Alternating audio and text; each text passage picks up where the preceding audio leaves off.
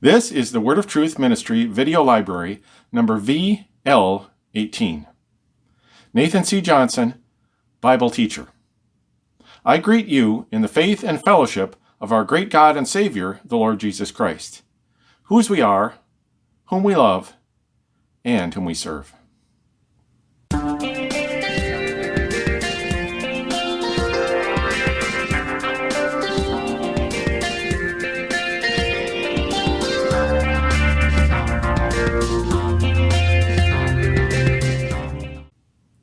We have been studying the book of Job, and we saw this man Job was perfect and upright, one that feared God and eschewed, rejected, avoided all evil, according to the book of Job. And Satan appeared before the Lord and argued that Job only did this because God bribed him, because God made everything good for him.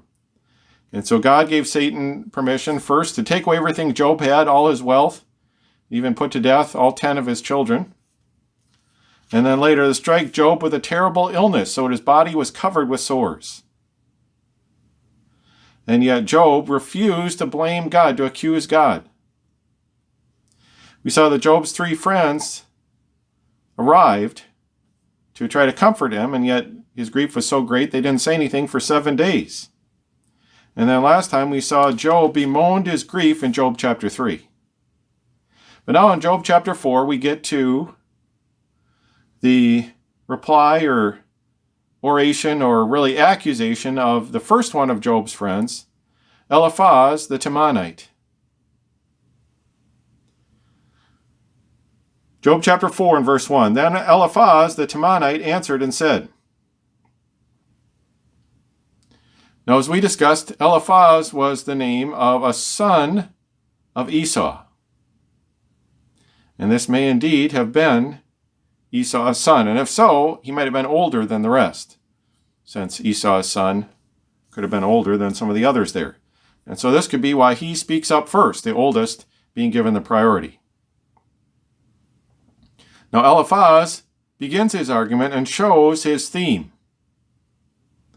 And as we'll see, Eliphaz's theme is human experience. He argues from human experience, what he's seen, what he's experienced. And we'll see this in his first address here to Job. Verse 2.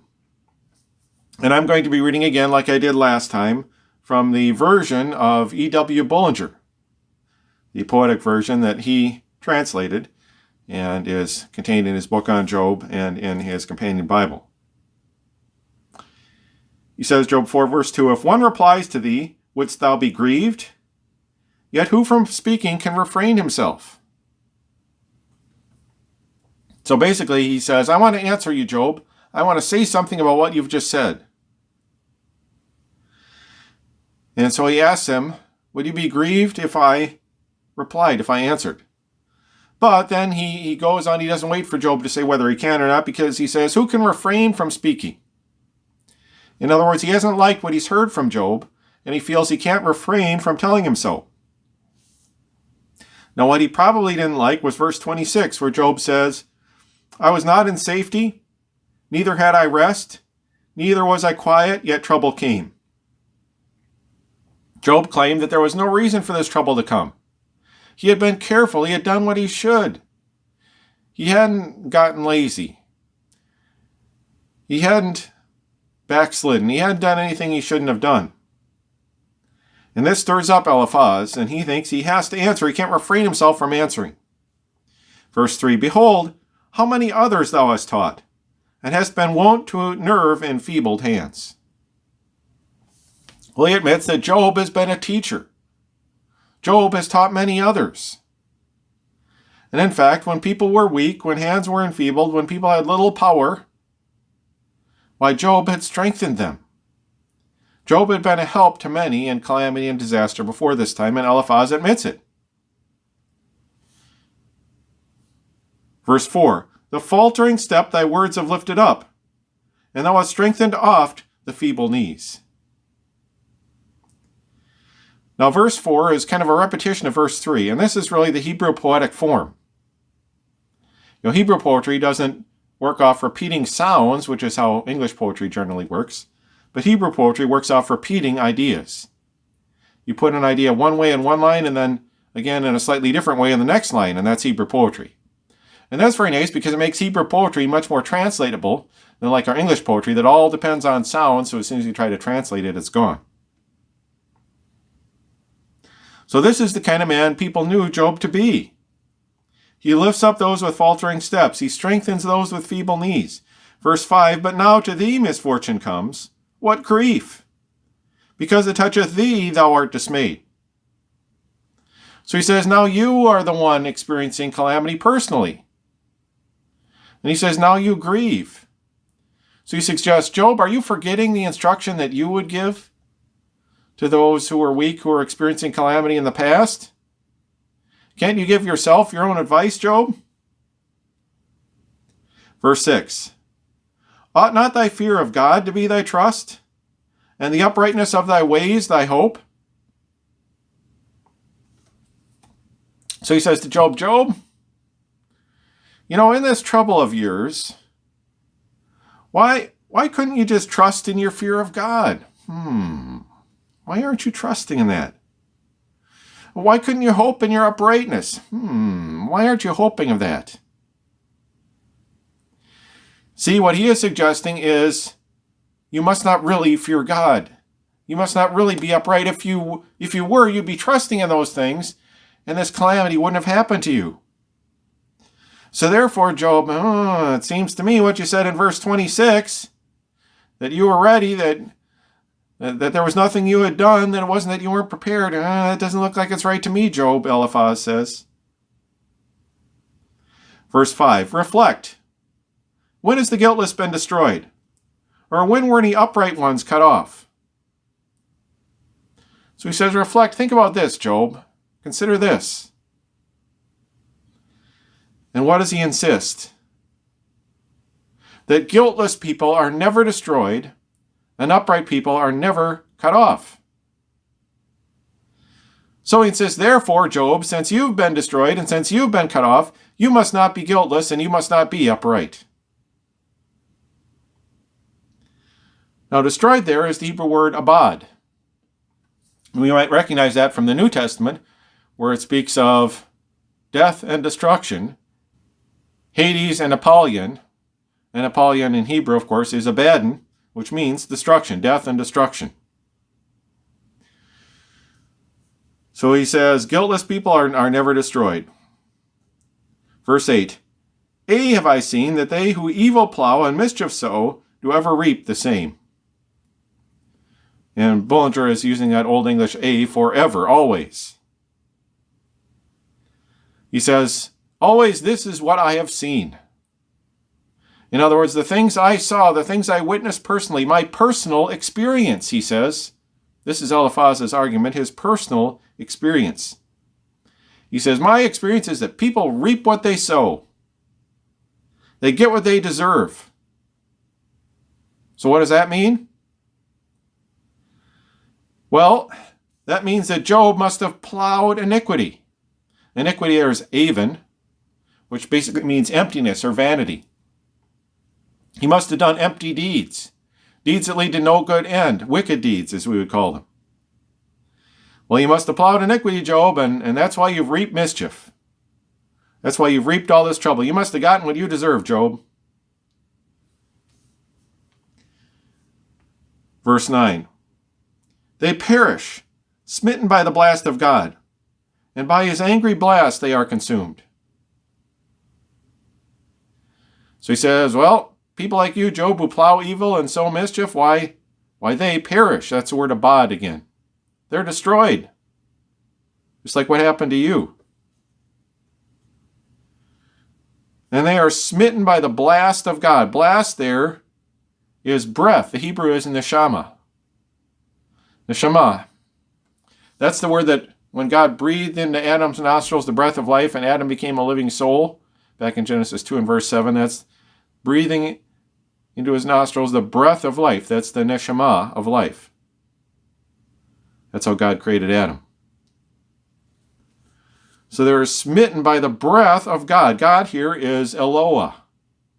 It's not the typical word for God, the creator and judge, Elohim. but it's Eloah, the venerable God, the God who is to be worshipped. And he says his breath blasts him, he strikes him. And by his angry blast are they consumed. That is ruach this time, by his angry spirit. And spirit is sometimes wind. And compared with neshama, well, now ruach and neshama are often put together. The neshama ruach, the breath spirit. And so his spirit, his breath, they both strike these wicked people, just like Job has been struck. Verse 10, hushed is the lion's roar, the young lion's growl, and broken are the strong young lion's teeth. So in Hebrew, he uses 3 different words for lions here, and they've, of course, all translated by an English word, lions. But these different kinds of lions, the lion, the young lion, the strong lion, these are all different words in Hebrew. And he's using these as symbols, of course, for great wicked men who are strong and powerful, and yet they're broken, like the strength of a lion that's broken.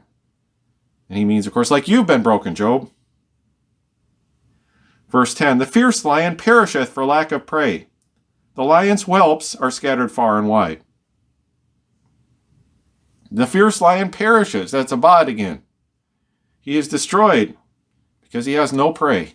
Job, you must add prey. You must add people you preyed on with your wickedness.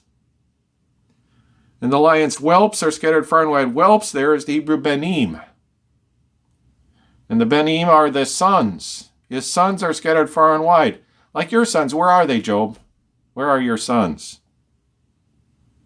That's what happens to wicked people. They lose their sons.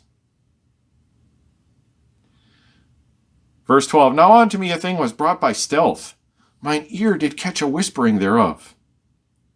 So Eliphaz is now going to share a personal experience. And once again, Eliphaz's perspective is personal experience. Experience tells him the truth. Experience tells him the way things are. Experience is Eliphaz's appeal. And his perspective is all about human experience. So his experience that he's about to explain, appeal to, is a dream or vision he had. Verse 13, when thoughts arise in visions of the night, when falls on mortals, vision seeing sleep.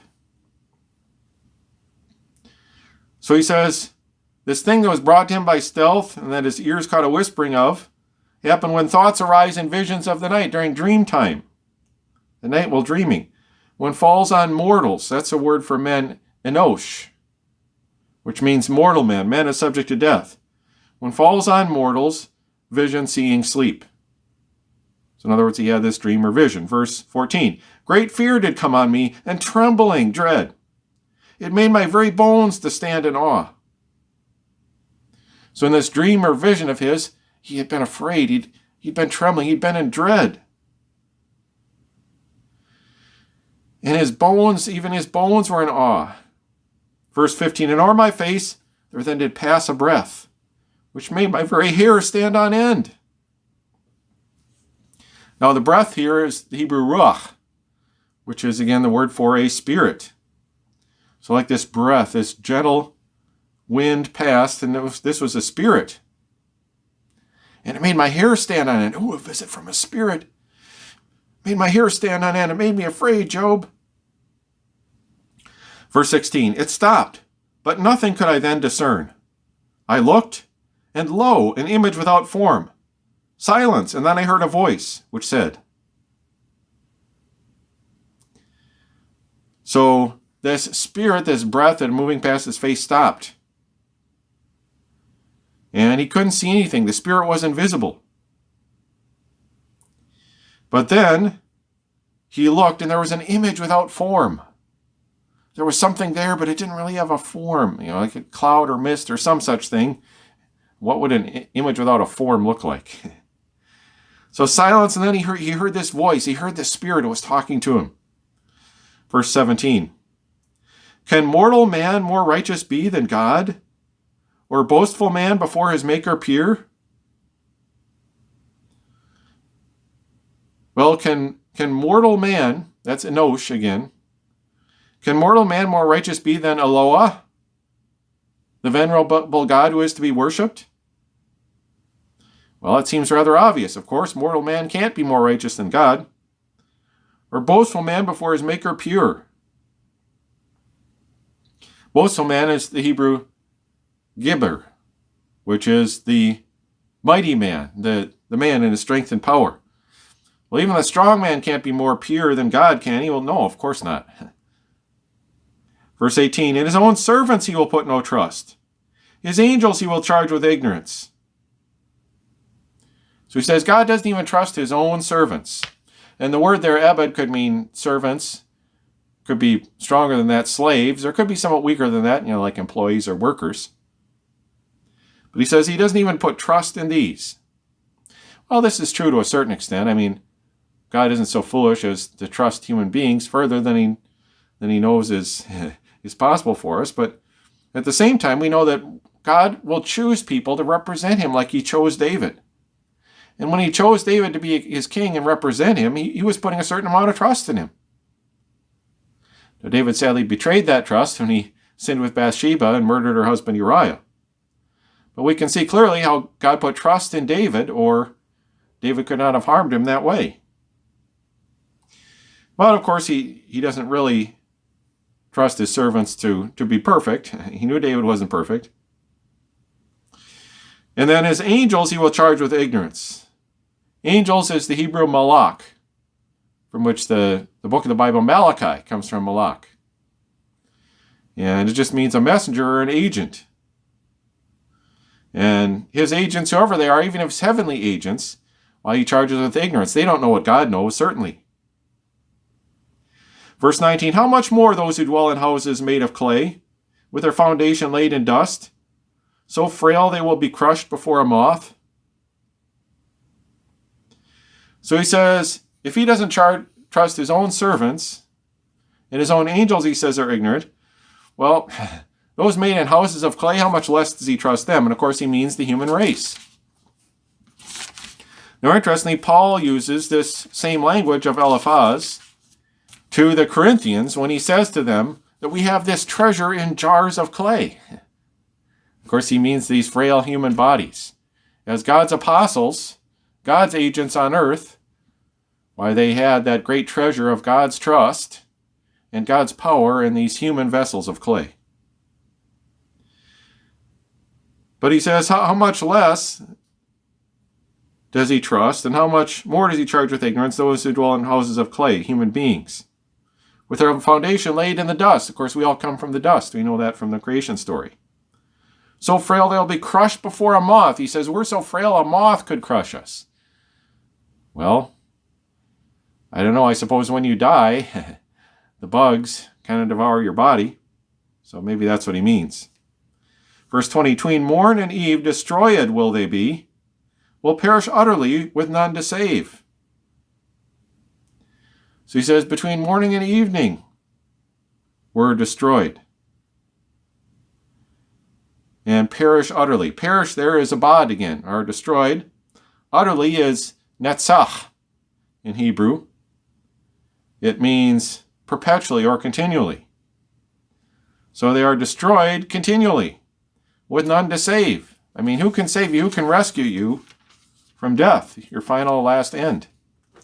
Verse 21, is not their life within them soon removed? They die before to wisdom they attain. So he says, human beings die so soon, why they die without sufficient time to even become wise. Well, maybe this was the saying of the Spirit, but how did the Spirit communicate any real wisdom? And not just a lot of platitudes, not just a lot of obvious things. And how is what the Spirit says relevant to what's going on here? It says Eliphaz is just eager to communicate this experience he had. And there are people that way. Oh, I had this dream. I had this vision. God spoke to me. I heard this voice. I felt this in my spirit, and it was God. They're always excited to tell you what they've experienced. What God did for me. Not what they read in the Word of God, not what they read in the truth, but what they experienced. Well, that's Eliphaz. He says, Job, just learn from my experience. That's the ultimate teacher, experience.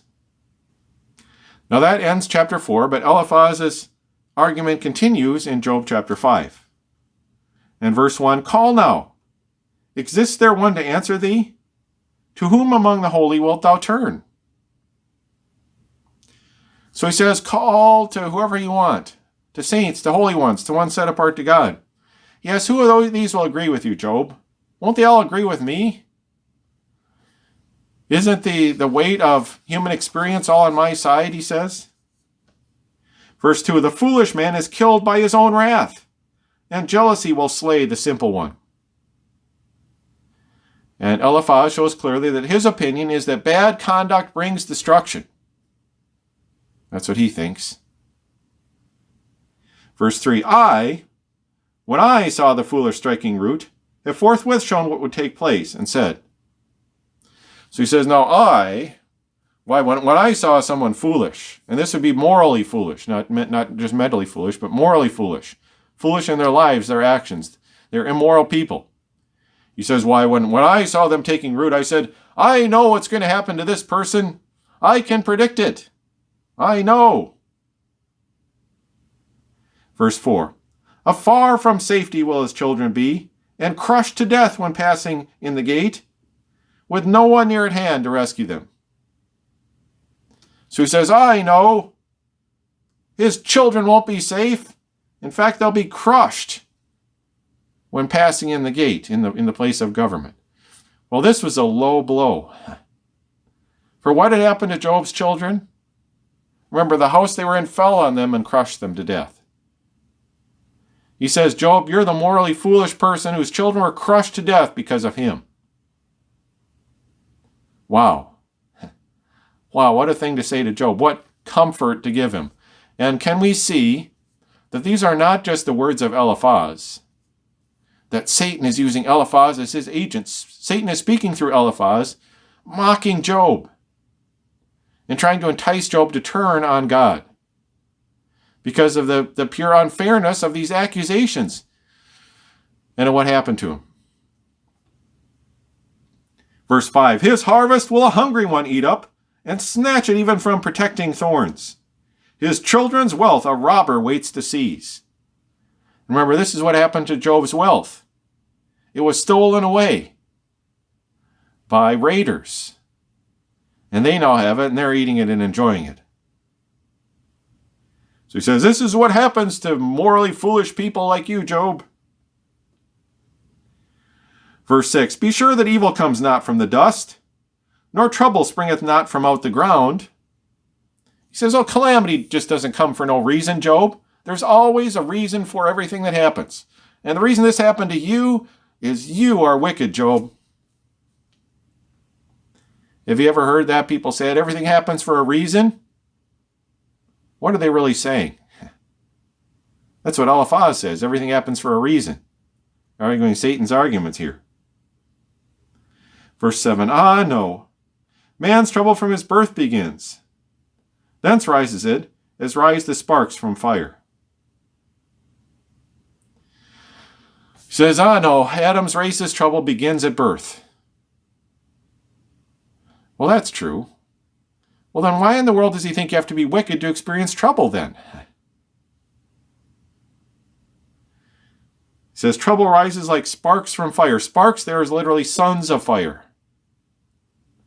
Of course, a spark is a son and offspring of fire coming out of the fire.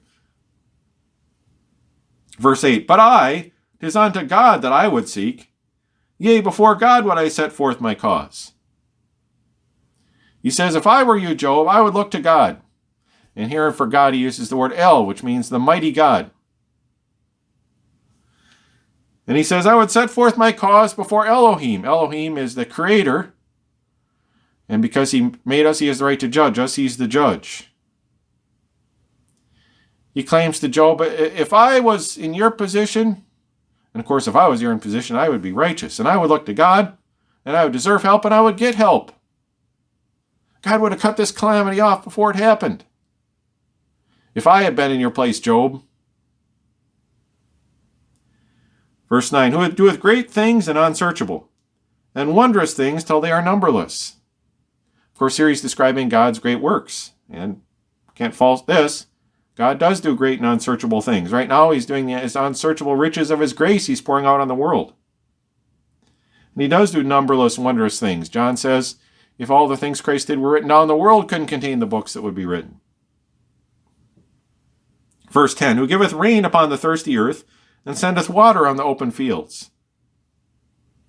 So he says, God is the one who sends the rain, and he's the one who sends the water. Well, who can argue with that? God is the one who created this whole system of rain and the water table in the first place. Verse 11, who setteth up the lowly ones on high, and warning ones he doth in safety set. Well, God does indeed set lowly ones on high. We see when he chooses the lowly Saul, the least in his father's house, and the least family in Benjamin, the least tribe.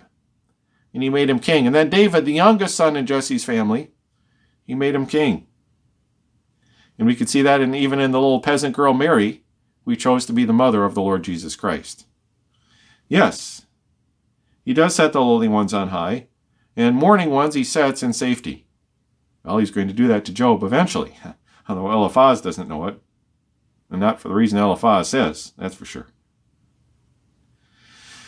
Verse 12, and so frustrates the schemes of subtle men, that nothing stable can they bring to pass. He says, why subtle, crafty, devious men with their plots and their schemes? Well, God takes care of them, like he has you, Job. You must have had some subtle, crafty, devious scheme that none of us know about. And yet God has found it out. And he's frustrated it. And what you thought was stable hasn't come to pass. It's all your fault, Job. Verse 12. Who takes the wise in their own subtlety, so that their shifty plans are all forestalled. Now, interestingly, this is the one direct quotation. We maybe have some references, like I said before, in Paul's Jars of Clay. But this is the only direct quotation we have in the New Testament of the book of Job. Paul quotes it in 1 Corinthians 3 and verse 19. For the wisdom of this world is foolishness with God. For it is written, he taketh the wise in their own craftiness. Very interesting. Very interesting. And he is directly quoting there from the Septuagint of Job, the Greek translation. He taketh the wise in their own craftiness. Well, he does. And this is true. Paul quotes it as truth. And see, this is the problem with the argument of Job's three friends.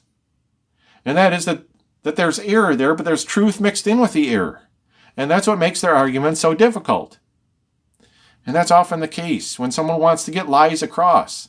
When someone wants to get people to join a cult, for example. How do you do it? Did you just spread a bunch of lies? Oh yeah, but you mix in some truth with the lies, and the truth is the bait.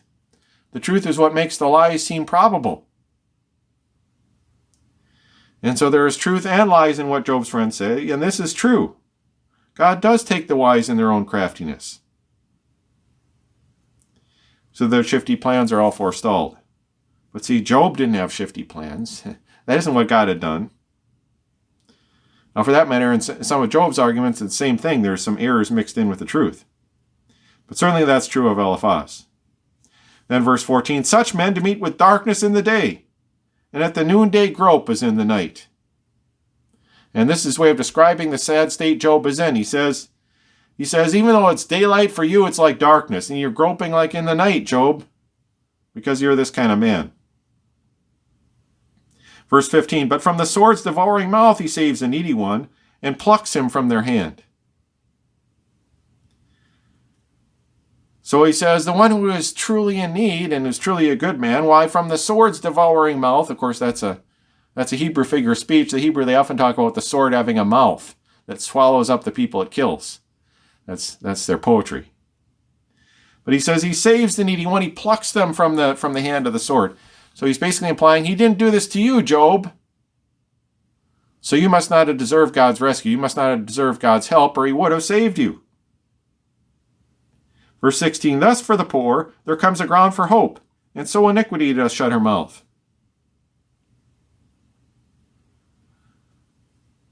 So he says the helpless have hope when God rescues them.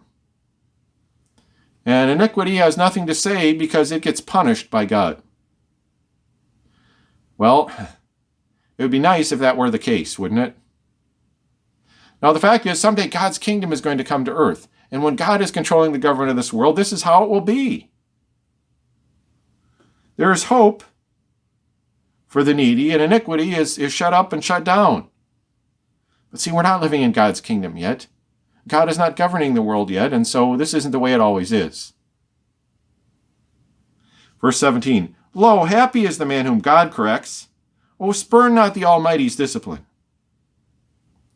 Happy here is the Hebrew asher, often translated blessed.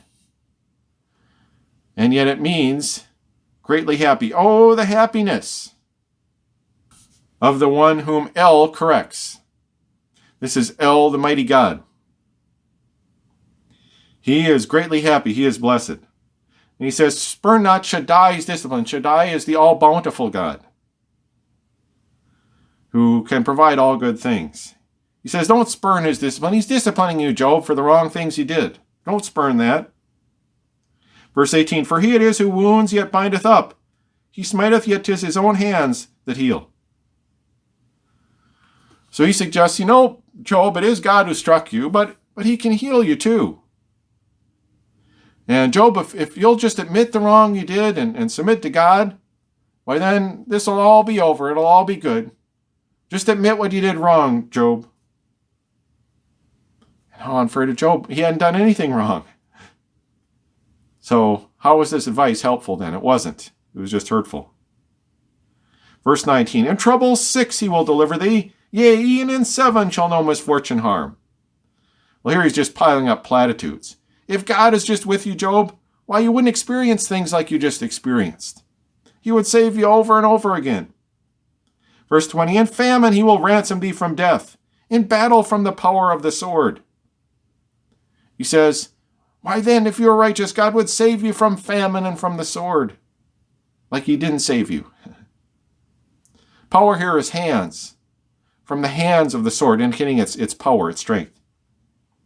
Verse 21, In slander thou shalt be in safety hid, and when destruction comes, thou shalt not fear. Well, he says no one would be able to slander you if God was with you. Now he says this as he slanders Job, this godly man. Well, so much for his words. When destruction comes, you won't be afraid of it, he says. Destruction there is spoil, ruin, or violence. Verse 22, At dearth and devastation thou wilt laugh, and of the beast thou shalt not be afraid. So dearth there is the same spoil, ruin, or violence, the same word. And the beasts of the earth, it's the beasts of the land. Well, you wouldn't even be afraid of them if God was with you. Verse 23, For with the field stones thou wilt be in league, and e'en wild beasts shall be at peace with thee. So stones aren't usually trouble for crops, but he says it'll be like you had a league, a covenant, an agreement with the stones. They wouldn't bother your crops with God on your side. And even the wild beasts, the untamed beasts, would be at peace with you with God on your side. Verse 24, Yea, thou shalt know that peace is in thy tent, and looking through thy home wilt nothing miss. He says, in your tent, and the tent there is the tabernacle, the center of life and activity that they lived in as a nomadic people. He says you'll look over the center of your life and activity, and you'll survey it all and say, all is good. All is at peace. Everything's right and as it should be. Not when you look at your tabernacle now and everything is destruction and devastation. He says, if you are godly, you won't see any trouble. Verse 25, And thou shalt know thy offspring numerous. Thy progeny is herbage of the field. If you were just righteous, Job, you'd have numerous children. Again, a low blow when he lost all his children. Verse 26, And thou in ripe old age unto thy grave shalt come, like sheaves in harvest gathered in. He says, yes, you'd die, but you'd come to your grave. The Hebrew is keber, the tomb. You'd come to your tomb after a happy old age. You won't come to your tomb after suffering and having your body covered by boils, for example, like you have right now, Job. That wouldn't be your experience. If you were a good person, why, this isn't how you'd come to your end. Verse 27, Lo, this we well have pondered, so it is. Hear it and treasure it for thine own good. He says, this is how we've decided it is from our experience. He says, this is good for you, Job. If you'll just realize this, why, it'll fix everything. You just turn back to God and it'll all be A-okay. You just admit what you did wrong and it'll all be A-okay. This is my treasures of wisdom for you, Job. Well, how sad and how unfair when we consider the fact that Job had, in fact, not done anything wrong. So in this portion, Eliphaz is provoked by Job's claim that he did nothing to deserve what's happened to him. Eliphaz argues from human experience, his and that of those like him. His contention is that no one experiences something like what happened to Job unless he has secretly been wicked and godless. He says Job is just experiencing what bad people experience. And his sage advice is that Job turn back to God and admit his fault. Then all will be right for him again. Well, in this argument, we can see that Satan just mocks Job even further, turns the screws even tighter on Job to try to get Job to turn against God. Well, will Job be able to stand up to this mockery? We'll discuss that next time. So until we meet again around the pages of God's book, I bid you goodbye.